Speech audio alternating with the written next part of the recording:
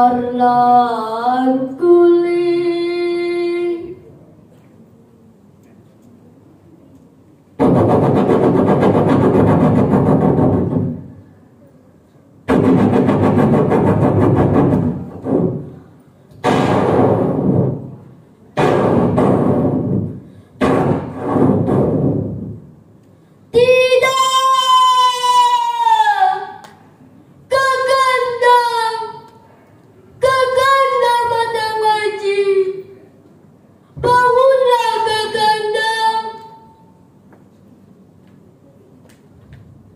Nah teman-teman, pasti penasaran kan dengan kelanjutan ceritanya?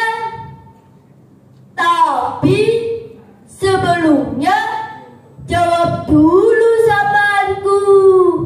Assalamualaikum warahmatullahi wabarakatuh. Waalaikumsalam warahmatullahi wabarakatuh. Apa kabar semuanya? Baik. Perkenalkan, nama saya Nadira dari SDN Jetis 01 Nusa Ungu. Teman-teman, apakah kalian pernah mendengar cerita legenda asal-usul Panembahan Suranegara? Hari ini saya akan menceritakannya loh. Cerita ini diambil dari narasumber yang bernama Karim Hambali, juru kunci Panembahan Suranegara. Kemudian disahkan oleh Bapak Muharno, Kepala Desa setempat. Teman-teman, berikut kisahnya. Ratusan tahun silam terjadilah perlawanan terhadap penjajahan kolonial Belanda. Perlawanan itu dilakukan oleh Kesultanan Cirebon yang dipimpin Sultan Matanggaji. Adiknya yang bernama Suranegara dan Karbun mendukung apa yang dilakukannya. Namun kurangnya pasukan dan persenjataannya, perlawanan Sultan Matanggaji pun mengalami kekalahan.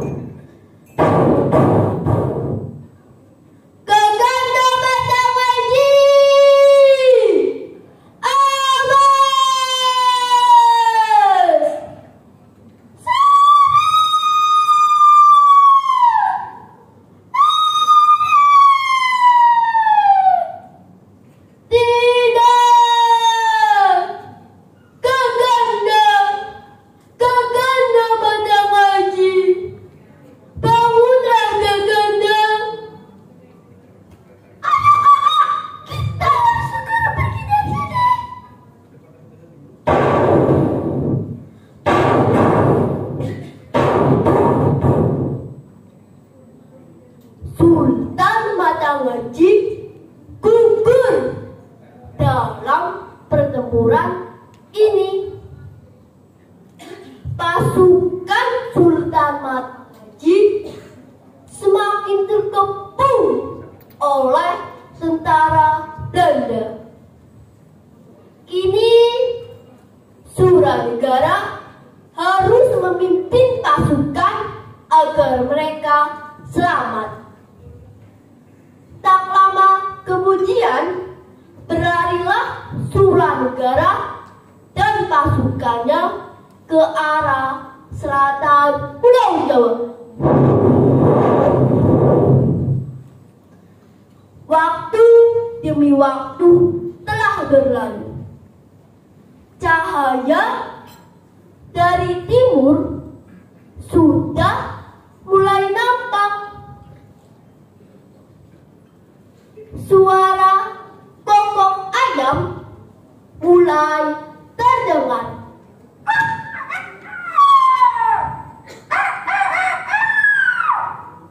Menandakan pagi telah tiba. Tibalah Suranegara dan pasukannya di sebuah tempat yang tak dikenalnya.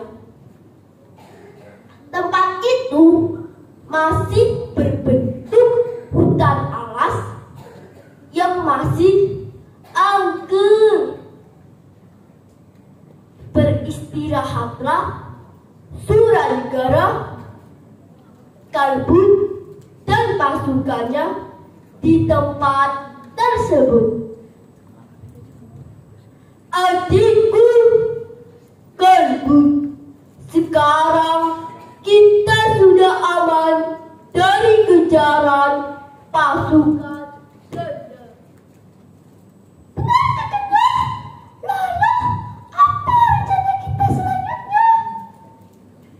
Marilah kita menetap di sini.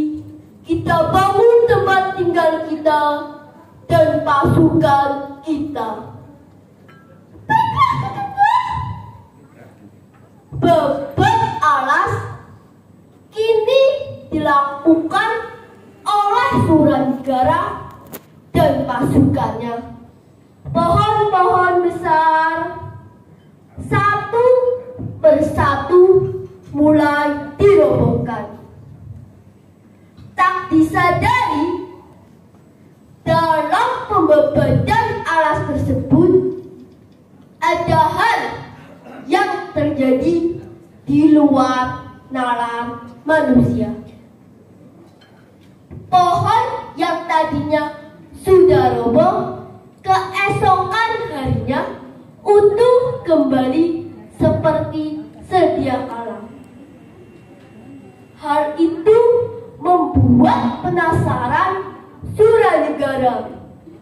Karena kelelahan, Suranegara duduk beristirahat dan tertidur. Dalam tidurnya, ia bermimpi. Dalam mimpinya, datanglah sosok makhluk gaib yang menghampirinya.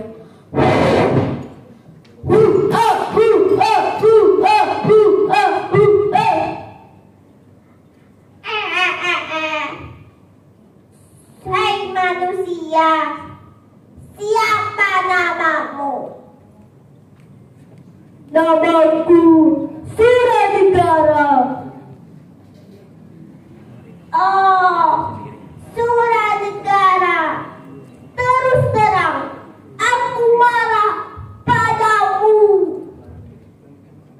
Mengapa marah padaku? Kamu sudah mengganggu kenyamanan rakyatku. Kalau begitu, maafkan saya di sana. Baiklah, saya maafkan. Tapi sebelumnya saya minta izin untuk menetap di sini bersama rakyatmu.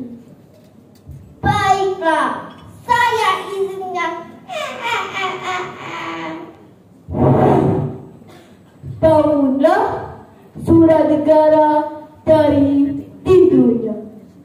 Singkat cerita, Suranegara berhasil membangun sebuah kadipaten yang bernama Ayah. Di desa Ayah inilah Suranegara belajar banyak tentang pahit manisnya kehidupan. rendah hati, dan bijaksana merupakan sifat beliau. Sebab itulah Suranegara sangat dicintai rakyatnya. Pada suatu hari, ia mengadakan pertemuan dengan Kalbu.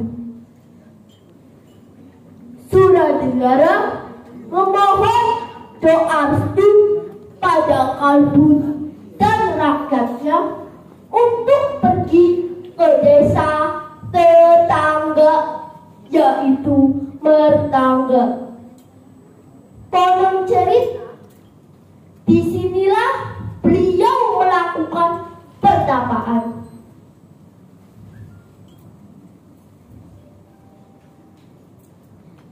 Sampai suatu ketika terdengar berita bahwa ia wafat di tempat pertapaannya. Untuk mengenang beliau, didirikanlah Panembahan Suranegara oleh penduduk setempat. Di tempat inilah setiap tahunnya, tepatnya di bulan Suro, juga selalu diadakan sedekah bumi secara turun-temurun sampai sekarang. Hal ini dilakukan sebagai simbol kemakmuran rakyatnya dan ungkapan syukur kepada Tuhan Yang Maha Esa. Pada saat ini, Panembahan Suranegara juga dijadikan tempat wisata religi oleh pemerintah Desa Jetis. Nah teman-teman, itulah cerita tentang asal-usul Panembahan Suranegara. Itulah cerita tentang asal-usul Panembahan Suranegara. Semoga cerita ini menambah wawasan dan pengetahuan bagi kita. Wassalamualaikum warahmatullahi wabarakatuh. Waalaikumsalam warahmatullahi wabarakatuh.